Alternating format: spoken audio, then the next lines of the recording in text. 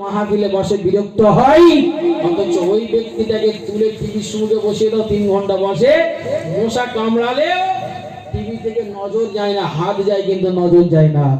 জি, আবার ওই ব্যক্তিটাই মসজিদে দাও, মসজিদের ইমাম সাহেব যদি 1 মিনিট দেরি হয়ে যায়, ওই ব্যক্তিটা অনার্গল বকতে থাকবে এবং ইমামের বিরুদ্ধে আলোচনা করতে থাকবে। ওর মসজিদে ওই জায়গায় 1 মিনিট দেরি হলো বিরক্ত হয়, আর মাহফিলে 10 মিনিট বসার পর ভালো লাগে না, উঠে যায়। মানে ভাবতে হবে ইমান আর ভালো জায়গায় নাই। শোনা মানিক, ভুল বুঝবেন না। আল্লাহর ওলি দাদা হুজুর পীর কেবলা রহমাতুল্লাহ আলাইহি ছোট সাহেব জাদা হুজুর বললেন, ড্রাইভার সাহেব তুমি বন্ধ করলে কেন? ওই স্টাডে আমার আল্লাহর রাসূল রূহানি হালাতে যেই জায়গায় কদমটা রেখেছে, ওই জায়গায় গাড়িটা যে দাঁড়াতো, জোরে হবে না সুবহানাল্লাহ। আল্লাহর রাসূল যে জায়গার রূহানি হালাতে 4টে সাহাবীকে নিয়ে ফুরফুরা দরবার শরীফে এসেছিলেন, ওই জায়গাটা 8 চালা দেখবেন, মেজলা হুজুর যেখানে বসে টিনের বড় ছাউনি করা আছে দেখবেন। ফুরফুরা পীর সাহেব হুজুরদের ভাইজানদের আল্লাহ যা দিয়েছে, পারলে তো ওই জায়গাটা ভেঙে একটা ময়দান করে বিল্ডিং বানাতে পারতো। সব জায়গায় দেখেন ভেঙেছেন, কিন্তু ওই জায়গাটা কিন্তু ভাঙেনি। দেখবেন ওই জায়গাটা সে 8 চালা করে রেখে দিয়েছে। কারণ কি জানে? ওই জায়গায় আমার দাদা পীর রহমাতুল্লাহ আলাইহি ফুরফুরা 21, 22, 23 সালের সওয়াব এবং বড় মাওলানা আল্লামা হুজুর এসেছিলেন, এমন করে হুজুরের বড় মুরিদ মুতাকিন গুণ এসেছিলেন। আর ফুরফুরা 21, 22, 23 সালের সওয়াবে ওই জায়গায় আল্লাহর রাসূল 4 সাহাবীকে নিয়ে রূহানি হালাতে হুজুরের জলসায় তিনি হাজির ছিলেন। জোরে বলুন, আর জোরে বলে। আজ আপনারা ধন্য, আপনাদের বাড়ির পাশে বড় মাওলানা হুজুর আছেন নাকি গো? এখান থেকে খুব জোর 15 কিলোমিটার দূর নাকি? অতটা হবে না, 12-13 কিলোমিটার, আরো কম। যে নদীটা পার হলে হুজুরের মাজার। হুজুর দাদা হুজুর পীর কেবলা রহমাতুল্লাহ আলাইহির সঙ্গে বাংলাদেশে ওয়াজ নসিহতের সাথে গিয়েছেন। আর সেই পিরিয়ডে ওই আলেমরা সব আলোচনা করছে যে আজ মানে বাংলা থেকে পীর আবু বকর আসবে, তাহার পিছনে আমরা এশার নামাজ আদায় করব। জি, এশার নামাজ আমরা পড়ব। ভালো করে বুঝুন, এশার নামাজ পড়ার জন্য সবাই ব্যাকুল হয়ে আছে, হুজুর নামাজ পড়াবেন। আর সেই সময় হুজুর যখন এলাকায় পৌঁছে গেলেন, সাথে সঙ্গে ছিলেন বড় মাওলানা আল্লামা রুহুল আমিন রহমাতুল্লাহ আলাইহি হুজুর, তিনিও সাথে ছিলেন। থাকার পরে হুজুর যেই যখন পৌঁছানোর পর সবাই বড় আলেমের দিন বললেন, বাবা হুজুর আজকে আপনি এশার নামাজ পড়াবেন আর আমরা আপনার পিছনে নামাজ পড়বো, আমাদের খুব খায়েশ। হুজুর এক বাক্যে বলেছিল, আজকে এশার নামাজে জামাতের ইমামতি আমার সাথে যে এসেছেন বড় মাওলানা, তিনি নামাজ পড়বেন। জেনে বলুন সুবহানাল্লাহ। উনি আজকে ইমামতি করবেন। ভালো করে বুঝুন। তখন বড় আলেমরা একটু ক্ষিপ্ত হয়ে গেলেন। কেমন হলেন? হুজুর আমাদের নিয়ত আপনার পিছনে পড়বো, আপনি বড় মাওলানাকে দিয়ে, আমাদের এখানে বড় মাওলানা নেই, তার পিছনে নামাজ পড়তে হবে। হুজুর একটা পরীক্ষা করলেন, যাও বাবা, ওই যে দূরে একটা খাজুর গাছ দেখা যাচ্ছে, ওই খাজুর গাছ থেকে যে পাতা আগে একটা ছিঁড়ে আনতে পারবে, সেই আজকের এশার নামাজের ইমামতি করবে। জোরে বলুন সুবহানাল্লাহ। এখন যেই বলেছে প্রতিযোগিতা দিয়ে, যে সব মাওলানা দৌড়ে যে কে গাছে উঠেছে, কে একটু আগায় উঠে ছিঁড়ে ছাড়ে নিয়ে এসে দিয়েছে। আর আল্লামা হুজুর আমার আদবের সঙ্গে সেই জায়গায় যায়, যে হাও মাও করে কাঁদতে থাকে। জোরে হবে না সুবহানাল্লাহ? আরে জোরসে হবে না সুবহানাল্লাহ? মুসলমান শুনে গেলাম দেখি দাও, ও নবী পাকের উম্মত উম্মতিরা, ও আমার দুনিয়ার লুটবা মানুষেরা, আজ আপনাকে নবিয়ানা মাহফিলে বসে আল্লাহ রাসূলের কথা, হুজুরের কথা শোনাচ্ছি, কারণ এসে আপনার দিলটাকে নরম করুন, শব্দ দিলটাকে নরম করে নেন।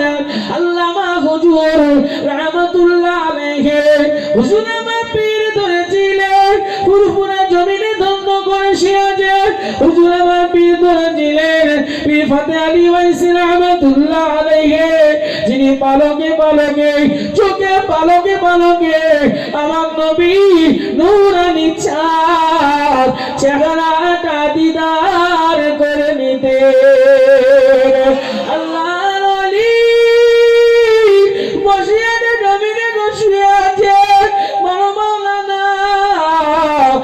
আমার এই সময় গাছের গোড়ায় গেলে, গাছের গোড়ায় যে আদমের সঙ্গে দাঁড়ালেন, ওই সময় গাছের গোড়ায় দাঁড়িয়ে বেশ কিছুক্ষণ দাঁড়িয়ে দাঁড়িয়ে হুজুর দমা করে কাঁদতে থাকলেন। হুজুরের চোখ বয়ে বয়ে পানির টোসা গড়িয়ে যায়, পানির টোসা গড়িয়ে যায়, পানি গড়িয়ে যায়।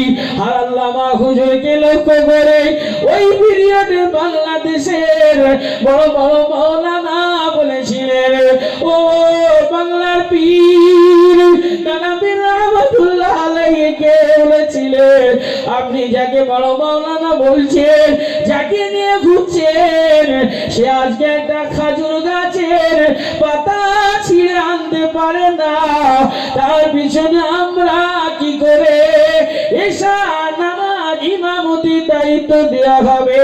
হুজুর আপনি কি বলেন?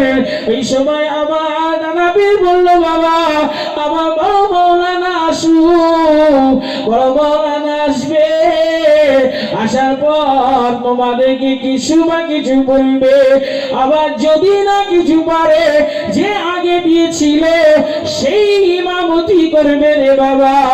এমন সময় দেখা যায় আল্লাহর ওলি বড় মাওলানা আল্লামা হুজুর আমার চোখ মালা পানি নিয়ে এই সময় গুটি গুটি পায়ে মসজিদে যে না প্রবেশ করলো, এই সময় যে না প্রবেশ করার পর আমার দাদা পীর বড় মাওলানাকে দেখে উঠে দাঁড়ালো।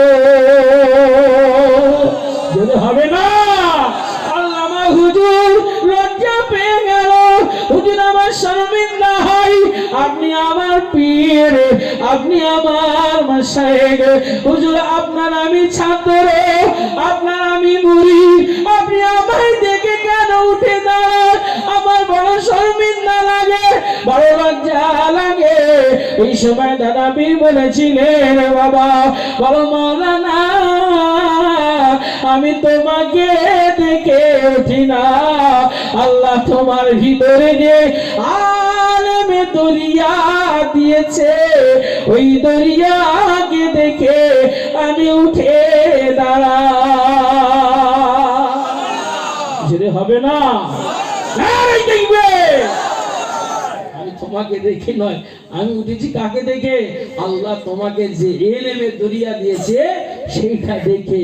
আজ তোমাকে এরা চিনতে পারে না। বাবা তুমি ওখানে যে তুমি কাঁদছিলে কেন? ওখানে যে খাজুর পাতা ছিঁড়ে আনলে না কেন? সবাই চলে এলো, তুমি লাস্টে পায়ে পায়ে হেঁটে আসলে কেন?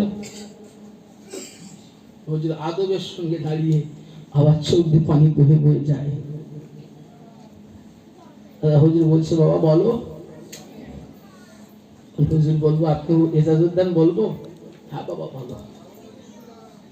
ও নবী পাকের উম্মত, উম্মতিরা, ও আমার নবীর মুরিদ তাকে গনেরা, ও বসিয়ানের হুজুরের প্রিয় ভক্ত মুরিদগণেরা, শোনো না গো বাবা।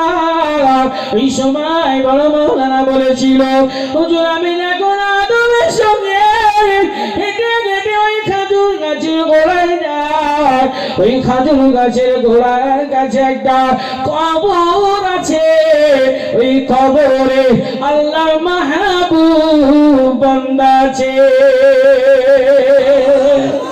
যেতে হবে না হুজুর, আমি যাই না গাছের গোড়ায় যাই, আমি নিজে কানে শুনতে পাই আল্লাহ মাহবুব ওলির ওই কবরের পাশে ওই খাজুর গাছে প্রতিটা পাতা পাতা পাতা আল্লাহ আল্লাহ বলে জিকির করে। যে হবে না, প্রতিটা পাতা আল্লাহ জিকির করে। হুজুর জিকির খাওয়া অবস্থায় আমি কি করে পাতাটা ছিঁড়তে পারি? যদি হবে না সুবহানাল্লাহ। হুজুর বলছে বাংলাদেশ সব আলেমগুলো ধর হয়ে গেছে, আমরা গেলাম কিছুই দেখতে পেলাম না, আমরা যে কিছুই শুনতে পেলাম না, গেলাম গেচুড়ের মতো গাছে উঠলাম, পাতা ছিঁড়লাম। আর হুজুর যে দেখেছেন সবাই স্বীকার করতে বাধ্য হলো, যদি হবে না সুবহানাল্লাহ। অবাক সোনামানিকেরা ভুল বুঝবেন না, একটাই জিনিস, সেটা কি জানেন তো? মন অন্তর হৃদয় দিয়ে জায়গা তৈরি করেছে, করতে হবে, নাহলে আগে দেখবেন আরো যত দিন যাবে এই মাহফিল গুনে এমন অবস্থা হবে। জি, বহু এলাকায় আল্লাহ নিয়ে যাচ্ছে, এলাকায় যায়। সেই দিনে কাকদ্বীপ এলাকায় জলসায় গিয়েছিলাম বাপ। জি, জলসায় দেখছি গুনে গুনে খুব জোর 30টা লোক বসেছে। এই আপনারা যেমন বসেছেন না, বসেছে ঠিক এরকম মানুষ বসে আছে। তা জিজ্ঞাসা করছি, এই আটুরিয়ায় গ্রামের মানুষ কজন? তা হাত তুলেছে 3-4 জন। কজন? 3-4 জনের পাশে পাশে পাড়াতে নেই, সব এসেছে। বাকি পাশে পাড়া, বাইরের দিকে পাড়া হতে হয়। আর মেলায় কম করে প্রায় 20-25 হাজার লোক মেলায় ঘুরছে। বিরাট বড় ফাঁকা ময়দানে, বিরাট হয়েছে, মানে দোকান পাকাপুক্ত ভাবে দোকান সব এরকম, বুঝলেন তো? এক একটা দোকান ওইসব থাকবে 3 দিন 4 দিন করে থাকবে। ওই মেলাটা 2-3 দিন করে হবে। জলসা উপলক্ষে মেলা। আমাকে কমিটি কিছু লোক বলছে, ভাই জলসা কি হলো না হলো দেখার দরকার নেই, মেলা টেকাতে বললে আমাদের প্রায় 5-6 লাখ টাকা ওঠে। কথা বুঝতে পেরেছেন তো? ওই জলসায় লোক আসবে যে, তাহলে আমাদের লক্ষ্য করতে হবে কি, দোকান পাশে অবশ্যই আপনারা দেবেন, উদ্দেশ্য তাদের টাকা সংসার আছে, দেন, সময় মতো সেগুলো বন্ধ করতে হবে। আমাদেরকে সে লক্ষ্য রাখতে হবে, মাহফিলের সুন্দরভাবে কিভাবে চলতে হবে সেটাও রাখতে হবে। আল্লাহ করে আজকের মাসে অনেকজন বসেছেন আগামী দিনের জন্য। কালকে আমার পীর সাহেব ভাইরা আসবেন, পীরজাদা ভাইরা, আমাদের মসজিদে ভাই ইমাম সাহেব ভাই তিনিও থাকবেন। সকলের থেকে সুন্দর করে মাহফিলটা হবে। হ্যাঁ, আপনারা ঘোরাঘুরি করবেন না। মাহফিল দিয়েছেন কিসের জন্য? মাহফিল শোনার জন্য, নাকি গো বাবা? জি হ্যাঁ, তাই অন্তর দিয়ে সব কিছু কাজ করবেন বাবা। আরেকটু হবে, ওয়াজ হবে, একটু চলবে তো? চলবে। একটা গজল বলবো, গজল কে কে শুনবে একটু হাত তুলে দেখে তো। গজল সবাই শুনবেন, হ্যাঁ, আর ওয়াজও শুনবেন, দুরকমই নেবেন। হ্যাঁ, ওয়াজও নেবেন, গজলও নেবেন। হায় আল্লাহ, একটু জিকির করুন, লা ইলাহা